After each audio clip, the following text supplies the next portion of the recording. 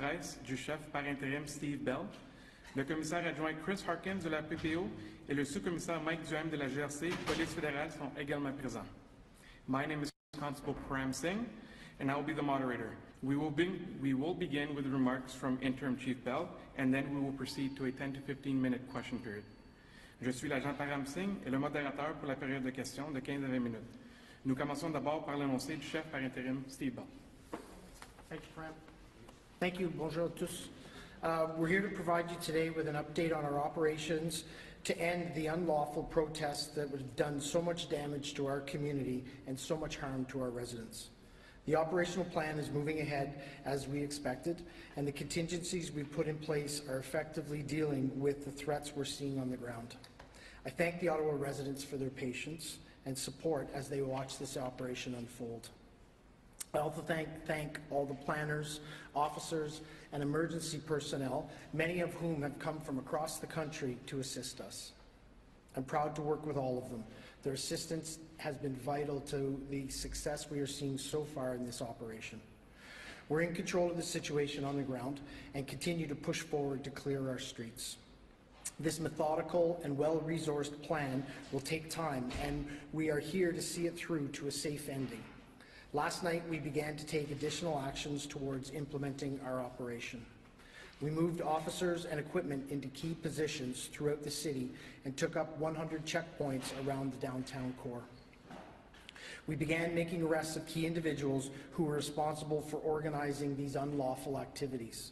This morning, public order units and a significant number of officers were deployed to support our operations. We first focused on the Nicholas Street area, where unlawful protests were gathered with trucks. Even this morning, all unlawful protesters were given many opportunities to leave.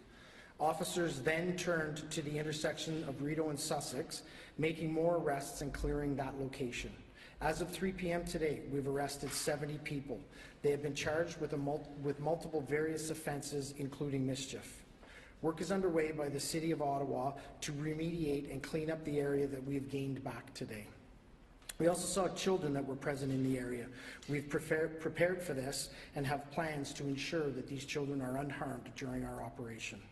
Before I take questions, I want to acknowledge that these are not the images that Ottawa residents want to see. Ottawa is a welcoming and diverse city. It's a city we're all proud of. We regularly host lawful and peaceful protests. This is Family Day weekend, and usually our downtown is filled with people enjoying the city, our market, and the canal. We're focused on returning our city to the place that we all know and love. We will run this operation 24 hours a day until the residents and community have their entire city back. Thank you, and I'm happy to take any questions. Can you ask anyone to come to the microphone? Please identify yourself by name and media. And you have one question with a follow-up question. Thank you. Joanne Tinello, CBC News. Hi, Chief Bell. You know, I was out at Mackenzie Avenue and Rideau, and many officers of many units are out there holding the line there, sort of pushing the folks westbound, I guess, on Wellington. It's getting to be late in the afternoon, and I'm just wondering, as much as you can you tell us what the plan is now? When I was there anyway, for about an hour, everyone was sort of just standing still, more or less. Obviously, people would like to know how long this would take. I don't know if you can say that, but maybe if you can say about what might happen overnight and what the next steps are. Thank you. So we articulated from the very beginning, we have a very deliberate and methodical plan that's been extremely well resourced. I want to thank Commissioner Carrick, Commissioner Lucky, every police chief across Canada, every police chief in Ontario who have dedicated resource to help us staff the plan and see all the officers that you're seeing today. We, from the beginning, have indicated that we would need to move slowly, safely, respecting charter rights as we look to demobilize this demonstration. We will continue to do that, and we will work day and night until this is completed. And just as a follow-up, maybe you could talk a little bit about the kind of resistance you're seeing. Is it mostly peaceful? Is it, obviously you've arrested 70 people, so perhaps not, but perhaps you could describe what it's been like for officers out there and what they're finding as they meet the protesters. So the officers out there, I know everyone's seen many images through the day, have been nothing short of exceptionally professional all day. We have a plan. We articulated that plan to them, and they have executed it extremely well throughout the day.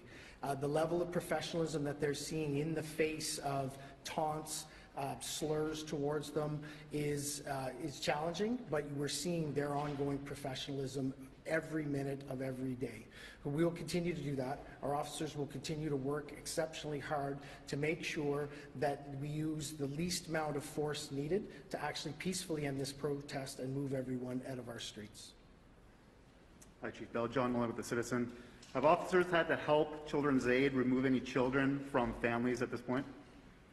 So we spoke yesterday about the fact we did have plans and we're working continually with Children's Aid around safety and security of children in the crowds. We developed those plans hoping that we weren't going to have to use them. I can tell you to this point we have had no need to interact with Children's Aid as it relates to children within the crowd. What I will tell you is that even through all the planning, it still shocks and surprises me that we are seeing children put in harm's way in the middle of a demonstration where a police operation is unfolding. We will continue to look after their safety and security, but we implore all the parents who have kids in there, get the kids out of there. They do not need to be in the middle of this. It is not a safe place for them. Chief, what we see downtown right now, do you expect this to be the posture going right through the long weekend? As I indicated, we've started this operation. We talked about our increasing plans yesterday in terms of securing the downtown core. We have a plan. It's well resourced, and we will continue to execute on that plan until everyone is gone from our streets and the residents that own those streets get them back. Mari Wolf from the Canadian Press. We've seen forces from Quebec, from Durham, down there on the front line. I'm sorry, I can't hear you. Thank you. Mari Wolf from the Canadian Press. There are police officers from Quebec, Durham, various forces down there on the front line. Can you give us an idea of how many police officers are being mobilized in this operation? So we won't be disclosing any of our operational numbers, but I'll again point back to the level of cooperation and partnership we've had with every police service, every law enforcement agency across Canada, unparalleled and absolutely amazing. I'm very proud of how our community, of how our police agencies and how all other support services have come together to mobilize to end this unlawful demonstration. And I noticed that some of the police from Quebec have tear gas. Are you prepared to use tear gas, and is that a last resort? So we've developed a well-articulated plan. We continue to work with the protesters, the demonstrators, to encourage them to leave the area. We have a very well-scripted warning that's provided to them, and every moment that they can leave, they are afforded the opportunity to leave. We have well-developed plans that will ensure ultimate removal of those protesters from our streets.